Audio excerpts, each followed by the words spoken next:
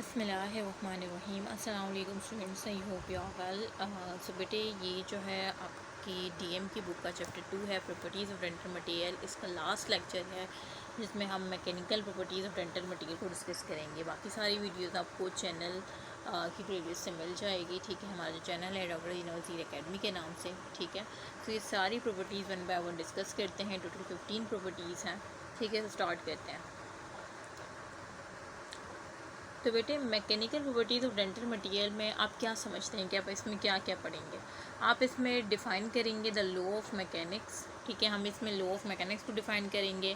Physical science which deals with the energy and forces, और जो physical science है जो डील करती है एनर्जी को, फोर्सेस को और their effect on the bodies, मतलब जो एनर्जी और फोर्सेस का जो इफेक्ट है बॉडीज़ पर, उसको डिस्कस करेंगे। Mechanical properties need to consider collectively and intended application of a material is important, और जो इंटेंडेड एप्लीकेशन है मटीरियल की वो इम्पोर्टेंट है। फेलियर और success potential of any prosthesis या restoration dependent upon the mechanical properties of the material. ठीक है, कि उसका फेलियर सक्सेस उसकी मैकेनिकल प्रॉपर्टीज़ हम डिस्कस करेंगे। द मटीरियल रिस्पॉन्स में बी इलास्टिक, ठीक है, रिवर्सिबल ऑन फोर्स रिमूवल। ठीक है, मतलब हम जो है ये सारी प्रॉपर्टीज़ भी डिस्कस करेंगे। इलास्टिक क्या होता है, प्लास्टिक क्या होता है। इलास्टिक आपको पता है कि फोर्स रिमूव करने के बाद दोबारा से अपनी असली हालत में आ जाना, वो इलास्टिक मटेरियल होते हैं। कि रिस्पॉन्सिबल ऑन फोर्स, इलास्टिक कोई इलास्टिक मटेरियल है, ठीक है, लाइक रबर बैंड को जब आप खींचते हैं तो वो खींच जाती है, उसकी लेंथ बढ़ जाती है। जैसे आप फोर्स रिमूव करते हैं दोबारा से अपनी असली हालत में आ जाती है, तो वो इलास्टिक इन नेचर है। और प्लास्टिक क्या होते हैं, जो कि प्लास्टिक कह लो या नॉन इलास्टिक कह लो, जो अपनी असल हालत में वापस ना आए आफ्टर रिमूवल ऑफ फोर्स। ठीक है, तो वो प्लास्टिक नेचर के होते हैं। तो ये सारी प्रॉपर्टीज हम वन बाय वन पढ़ेंगे। ठीक है, जनरली द फोर्सेज अप्लाइड में भी, जनरली जो फोर्सेज अप्लाइड होती है ना, वो 4 किस्म की होती हैं। एक होती है एक्सियल, एक होती है शेयर, एक होती है टॉर्शनल और एक होती है बैंडिंग। तो बेटे, एक्सियल में क्या होते हैं, एक्सियल में टेंसाइल और कंप्रेसिव आ जाते हैं। ठीक है, और शेयर में क्या होती है, स्लाइडिंग और रबिंग वाली वो आ जाती हैं फोर्सेस।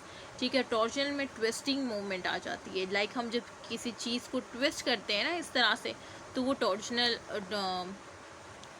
में आ जाती है। ठीक है, बेंडिंग में बेंडिंग मूवमेंट हो रही होती है, लाइक हम किसी चीज़, ये स्ट्रेट चीज़ है, हम इसको बेंड करना चाह रहे हैं यहाँ से। ठीक है, तो ये बेंडिंग में आ जाती है।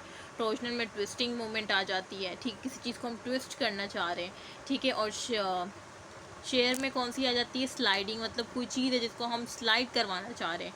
ठीक है, फोर्स अप्लाई करके उसको हम स्लाइड करवाना चाह रहे हैं। ठीक है, और रबिंग मीन किसी चीज़ को हम रब करना चाह रहे हैं फोर्स अप्लाई करके। ठीक है, एक्सियल में टेंसाइल आ जाती है और कंप्रेसिव आ जाती है। टेंसाइल मतलब कि आप जो है ये एक ऑब्जेक्ट है, ठीक है, अब इस पर जो आप फोर्स लगा रहे हैं ना, वो क्या हो रहे हैं, एंटी पैरेलल वे में फोर्सेस लगा रहे हैं। ठीक है, तो ये टेंसाइल में आ जाएगी। कंप्रेसिव में क्या हो रहे हैं कि आप क्या कर रहे हैं, उसको कंप्रेस कर रहे हैं, कंप्रेसिव फोर्स। तो ये एक्सियल में ये फोर्सेज आ जाती है, टेंसाइल कंप्रेसिव। ठीक है, अब वन बाय वन हम डिस्कस करेंगे। टेंशन क्या होती है, tension result when a body is subjected to 2 set of forces. ठीक है, अब टेंशन जब भी आएगी बॉडी में, जब क्या हो, जब वो बॉडी जो है, इस तरह से मैंने आपको अभी बना के दिखाया कि एक ब्लॉक है या बॉडी कह लो, जब वो जब उस पर हम 2 सेट ऑफ फोर्सेस लगाएं। ठीक है, और वो डायरेक्टेड क्या है, अवे फ्रॉम ईच अदर। ठीक है, इन अ स्ट्रेट लाइन। देखिए, ये बिल्कुल स्ट्रेट लाइन में है, और आप देख रहे हैं कि एक फोर्स उस डायरेक्शन में है F1 और दूसरी फोर्स F2 उस दूसरी डायरेक्शन में है। 180 के एंगल पे हैं ये दो फोर्सेस। ठीक है, तो अब यही कह रहे हैं कि जब 2 सेट ऑफ फोर्सेस लगती है बॉडी पे, ऑब्जेक्ट पे, और वो directed away from each other होती हैं। ठीक है, तो उस बॉडी में क्या पैदा हो जाती है, टेंशन पैदा हो जाती है। ठीक है, टेंशन पैदा हो जाती है। ठीक है, causes the material is elongate और स्ट्रेच, जो कि मटेरियल को या उस ऑब्जेक्ट को क्या कर सकता है, स्ट्रेच कर सकता है, एलोंगेट कर सकता है। पहले ऑब्जेक्ट इतने साइज़ का था, लेकिन जब हमने उस पर जो है फोर्सेस लगाई जो कि डायरेक्ट अवे थी फ्रॉम ईच अदर। ठीक है, F1 इस साइड से लगाई, F2 उस साइड से लगाई। ठीक है, एक स्ट्रेट लाइन पे जब हमने फोर्स उस पर अप्लाई की, तो उस बॉडी में टेंशन क्रिएट हो गई। ठीक है, और टेंशन क्रिएट होने से उस बॉडी या उस ऑब्जेक्ट का साइज़ क्या हो गया, इंक्रीज हो गया। आई मीन वो बॉडी एलोंगेट हो गई, या आप कह लें कि स्ट्रेच हो गई। ठीक है, तो ये इस तरह से जो है मैंने आपको समझाया। अच्छा, उसके बाद आ जाती है कंप्रेशन। तो बेटे कंप्रेशन, ये तो आपने देखा कि एलोंगेट हो रही है बॉडी, स्ट्रेच हो रही है क्योंकि उसमें ठीक है, क्योंकि उसमें टेंशन क्रिएट हो रही है टेंशन के नतीजे में, ठीक है। अब कंप्रेशन का क्या होगा कि compression result when the body is subjected to set of forces, same to set of forces ही लगेंगी, लेकिन क्या होगी, डायरेक्टेड टूवर्ड्स ईच अदर। वहाँ पे क्या थी, जब वो एलोंगेट हो रही थी तो उसमें तो अवे फ्रॉम ईच अदर थी ना, यहाँ पे डायरेक्टेड टूवर्ड्स ईच अदर है, ठीक है। इसी वजह से बॉडी का साइज पहले अगर 3 सेंटीमीटर उसकी लेंथ थी तो अब वो क्या हो गई, 2 सेंटीमीटर हो गई, कंप्रेस हो गई ना बॉडी, ठीक है। तो कंप्रेशन क्या होती है, कंप्रेशन कब होती है, जब उस बॉडी पे दो सेट ऑफ फोर्सेस अप्लाई होती है, वो डायरेक्टेड होती है टुवर्ड्स ईच अदर एक स्ट्रेट लाइन में, तो वो बॉडी कंप्रेस हो जाती है और मटेरियल क्या हो जाता है, वो शॉर्ट हो जाता है, ठीक है।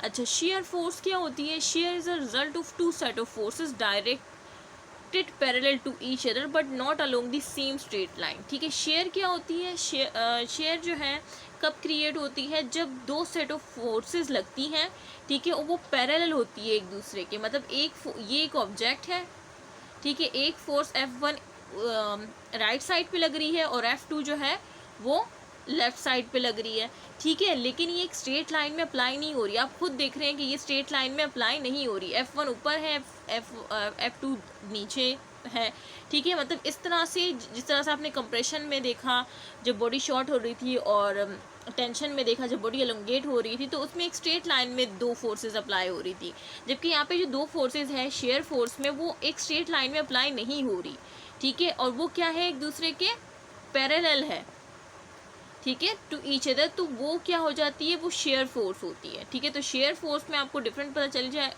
चल गया होगा कि शेयर जो है is a result of two set of forces directly parallel to each other but not along the same straight line, ठीक है, जिस तरह से ये मैंने बना के भी दिखाया है, ठीक है। अब टॉर्जन क्या होती है या बेंडिंग क्या होती है, ठीक है। तो torsion result from the twisting of the body, जिस तरह से मैंने अभी आपको ऊपर बताया कि टॉर्जन में क्या होती है कि हम किसी बॉडी को ना ट्विस्ट कर रहे होते हैं, इस साइड से इस तरह से ट्विस्ट करते हैं और इस साइड से राइट साइड से नीचे की तरफ ट्विस्ट करते हैं, ठीक है। तो ये जो ट्विस्टिंग हो रही होती है किसी भी ऑब्जेक्ट या बॉडी की, वो टॉर्जन फोर्सेज में आ जाती है। बेंडिंग में कौन सी आती है, bending result by applying bending movement, जिसमें हम बेंड कर रहे होते हैं, मतलब ये ऑब्जेक्ट है, अब इसको दोनों साइड से हम जो है अपसाइड डायरेक्शन में बेंड कर रहे हैं। देखिए बेंडिंग में जो F1 की डायरेक्शन है लेफ्ट साइड पे, जो F2 की डायरेक्शन है राइट साइड पे, दोनों जो है वो अपवर्ड है, ठीक है। तो ये बेंडिंग में आ जाती है, जबकि टॉर्जन में क्या है कि अगर F1 की अपवर्ड डायरेक्शन है तो F2 की नीचे है, तो ये ट्विस्टिंग जो है अपोजिट डायरेक्शन में फोर्सेस अप्लाई होती है, जबकि बेंडिंग में सेम डायरेक्शन में अप्लाई होती है, क्योंकि बहुत से बच्चे इसमें कंफ्यूज हो जाते हैं, ठीक है। ये एरो भी आपको दिख रहा होगा, तो बेटे ये आपको सारी प्रॉपर्टीज़ तो दिखा दी है, torsion, bending, shares force, compression और टेंशन, ठीक है। एक्सियल में टेंजाइल आपने देख ली, ये रहा जिसमें बॉडी एलोंगेट हो रही थी, जिस बॉडी में टेंशन आ रही थी वो बॉडी एलोंगेट या स्ट्रेच हो रही थी। कंप्रेशन में आपने देखा कि बॉडी शॉर्ट हो रही थी, ठीक है। इसमें जो फोर्सेस थी वो डायरेक्टेड अवे थी फ्रॉम ईच अदर, उसमें टूवर्ड्स थी, ठीक है, और स्ट्रेट लाइन में अप्लाई हो रही थी। जबकि शेयर में आपने देखा कि वो जो फोर्सेस है वो स्ट्रेट लाइन में अप्लाई नहीं हो रही, ठीक है, और वो बॉडी क्या हो रही है, स्लाइड हो रही थी या रबर हो रही थी, क्योंकि ऑब्जेक्ट इस तरह सा था, एक फोर्स F1 इस तरह लग रही थी, F2 इस साइड पे लग रही थी, ठीक है। तो ये शेयर फोर्स है, ठीक है। और टॉर्शन में आपने देखा कि ट्विस्टिंग मूवमेंट हो रही थी, ये ऑब्जेक्ट है F1 अपर डायरेक्शन में, F2 नीचे रहता, तो ये ट्विस्टिंग मूवमेंट है। जबकि बेंडिंग में आपने देखा कि जो ऑब्जेक्ट पे जो F1 है वो भी अपर डायरेक्शन में थी और लेफ्ट साइड से, और F2 भी अपर डायरेक्शन में थी, तो ये बेंडिंग मोमेंट है। जबकि ट्विस्टिंग में F1 अप साइड होती है, F2 डाउन साइड होती है, ठीक है। तो ये मैं आपको डिफरेंस समझा रही हूँ क्योंकि बच्चे परेशान हो जाते हैं। तो ये सारे फोर्सेस मैंने आपको समझाई, साथ में डायग्राम भी दिखा दी। उसके बाद आ जाते हैं हम स्ट्रेस और स्ट्रेन पे।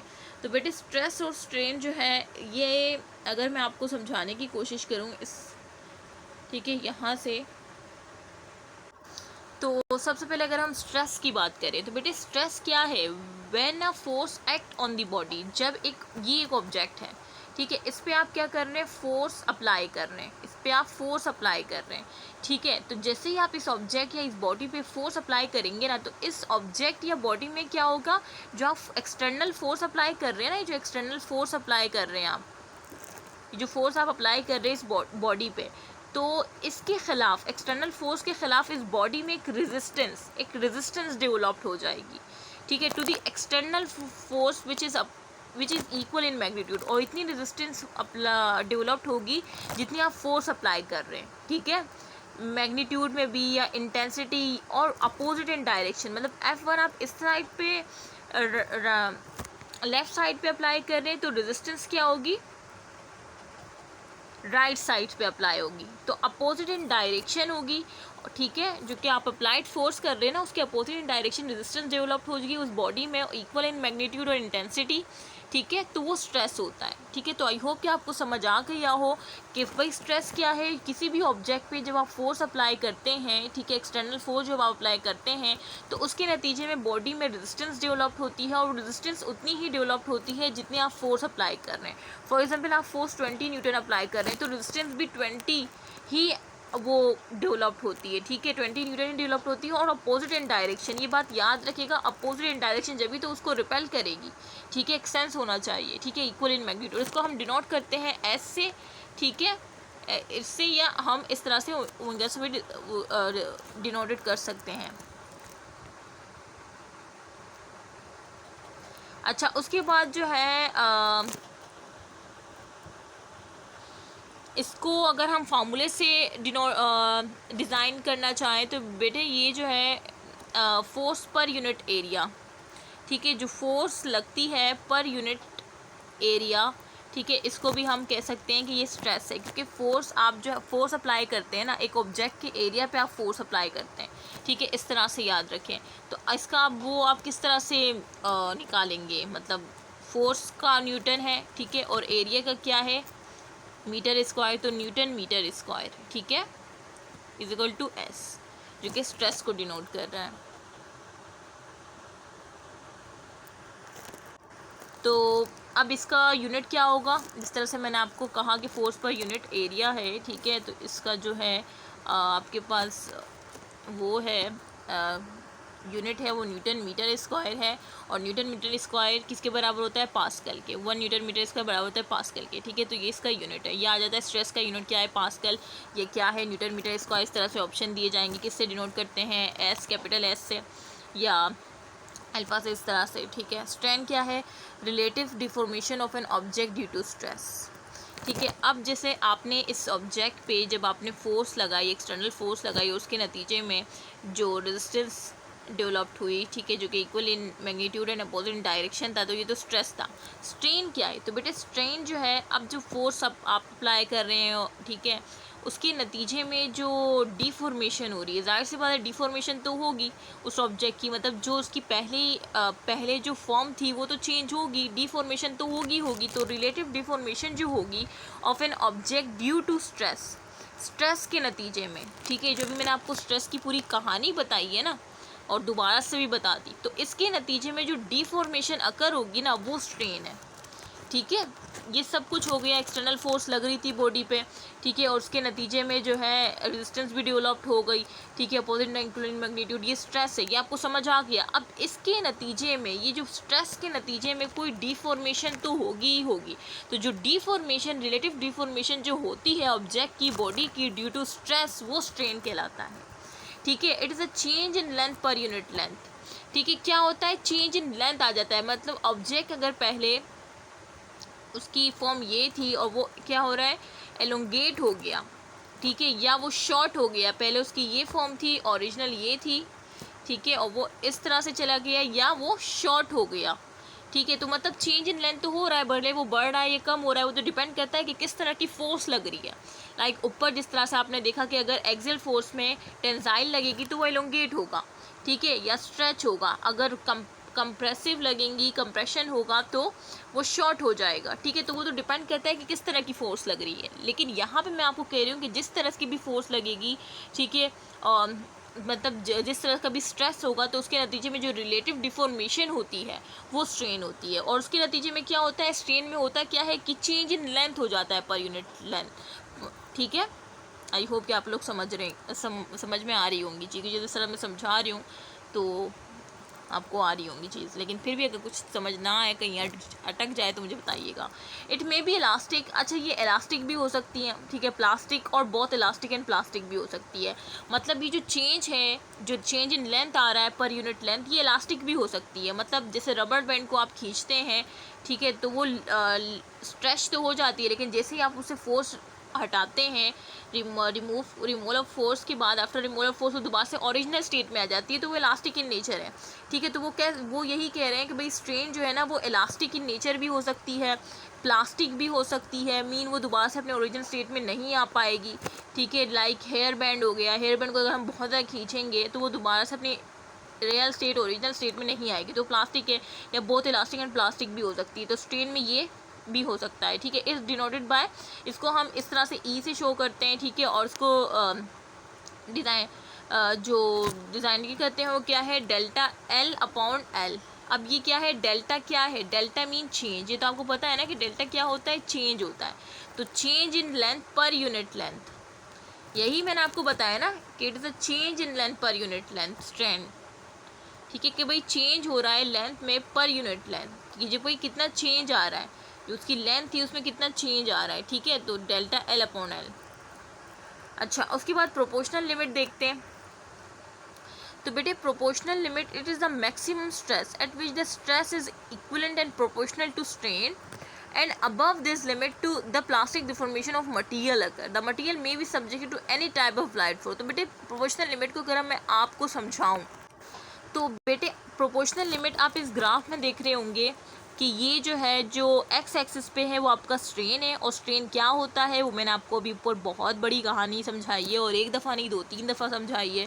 और वाई एक्सिस पे स्ट्रेस है, ये भी मैं आपको समझा चुकी हूँ, ठीक है। अब हम देख रहे हैं, ठीक है, इसमें हमने एक्स एक्सिस पे क्या ली है, स्ट्रेन, वाई एक्सिस पे क्या ली है, स्ट्रेस।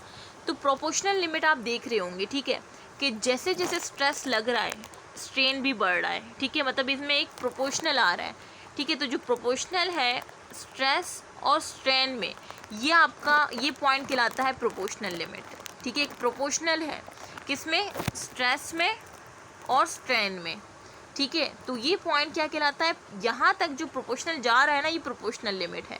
और प्रोपोर्शनल लिमिट के बाद आप देख रहे हैं कि वो क्या हो रहा है, ग्राफ क्या हो रहा है, जो बैंड हो रहा है, मीन इसमें अब यहाँ पे प्लास्टिक डिफॉर्मेशन आ रही है, ठीक है। ये जो मटेरियल है, जो जिस भी मटेरियल के लिहाज से ग्राफ ड्रॉ किया गया है, तो अब इसमें प्रोपोर्शनल लिमिट के बाद क्या आ रही है, प्लास्टिक डिफॉर्मेशन आ रही है, ठीक है। तो ये आपका प्रोपोर्शनल लिमिट आप समझ गए कि भाई ये वो मैक्सिमम स्ट्रेस है, प्रोपोर्शनल लिमिट पे ये मैक्सिमम स्ट्रेस है, ठीक है, जो कि इक्विवेलेंट या प्रोपोर्शनल है किसके, स्ट्रेन के, ठीक है।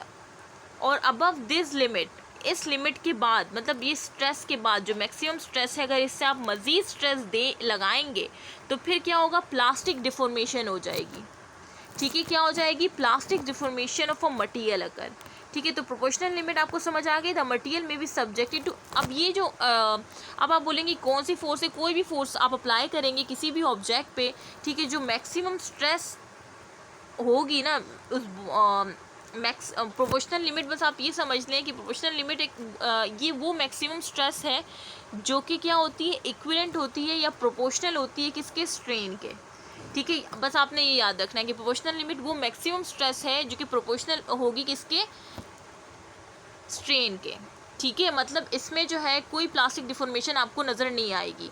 लाइक आपने हेयर बैंड को अगर खींचा है, ठीक है, एक प्रोपोर्शनल लिमिट तक, तो जब आप उसको प्रोपोर्शनल लिमिट पे ही छोड़ देंगे तो वो दोबारा अपनी ओरिजिनल हालत में आ जाएगी। लेकिन अगर आप प्रोपोर्शनल लिमिट क्या है, मैक्सिमम स्ट्रेस है जिस पे वो इलास्टिसिटी रिटेन रहती है, लेकिन अगर आप उस मैक्सिमम स्ट्रेस से मज़ीद आगे जाएंगे तो फिर वो प्लास्टिक डिफॉर्मेशन आ जाएगी, ठीक है। मतलब फिर अगर वो दोबारा से हेयर बैंड अपनी ओरिजिनल पोजीशन में नहीं जा पाएगा, ठीक है। तो आई होप कि आपको समझ आ गया हो, मैंने बहुत बच्चों की तरह समझाया है बार बार, ठीक है। और उस जो प्लास्टिक डिफॉर्मेशन में आएगा वो यील्ड स्ट्रेस कहलाती है, अभी हम आगे डिस्कस करेंगे, ठीक है। तो बस आपने प्रोपोर्शनल लिमिट आपको समझ तो आ गया है कि जिसमें इलास्टिसिटी बरकरार रहती है, जिसमें स्ट्रेस जो है वो स्ट्रेन के बराबर होता है, ठीक है। मतलब स्ट्रेस बढ़ेगा तो स्ट्रेन बढ़ेगा, स्ट्रेस कम होगा तो स्ट्रेन कम होगा, मतलब इलास्टिसिटी रेन हो रही है, ये वो मैक्सिमम स्ट्रेस है। लेकिन अगर प्रोपोर्शनल लिमिट से आप बियॉन्ड जाते हैं, ठीक है, तो वहाँ पे प्लास्टिक डिफॉर्मेशन हो जाएगी, वहाँ पे जो है क्या हो जाएगा, डिफॉर्मेशन हो सकती है, ठीक है।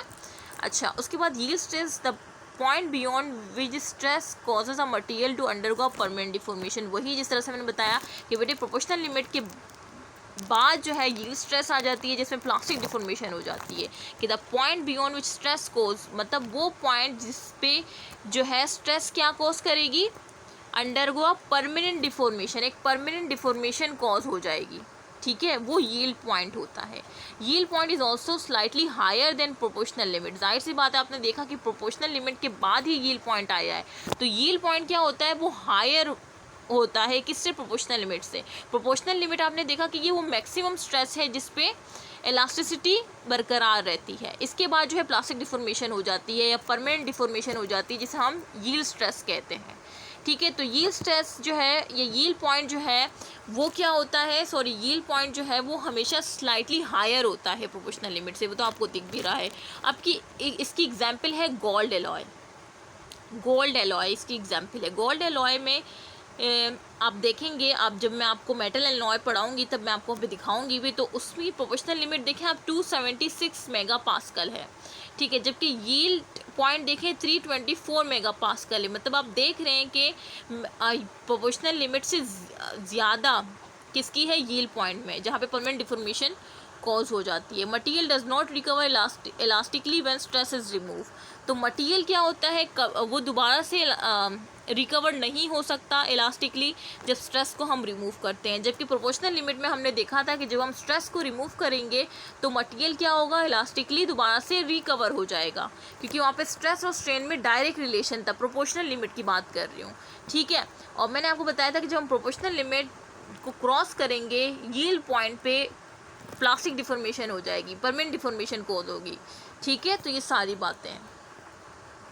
अच्छा, उसके बाद आ जाता है मॉडल। बेटा ये सारी चीज़ आपको उम्मीद करती हूँ कि समझ आ गई होगी, ठीक है। ये स्लोप है, इसमें जो ये और ये जो आपको इस तरह से ये स्लोप स्टिफनेस शो कर रहा है, ठीक है। मतलब अभी आप अपनी बुक में देखेंगे ना ग्राफ, तो देखिए ये कह रहे हैं कि मतलब जितना ज़्यादा स्लोप ऊपर तक जाएगा उतनी ज़्यादा स्टिफनेस होगी, और ये जो एरिया है ना ये रेजिलेंस को शो कर रहा है। रेजिलेंस क्या है हम आगे आपको बताएं थे।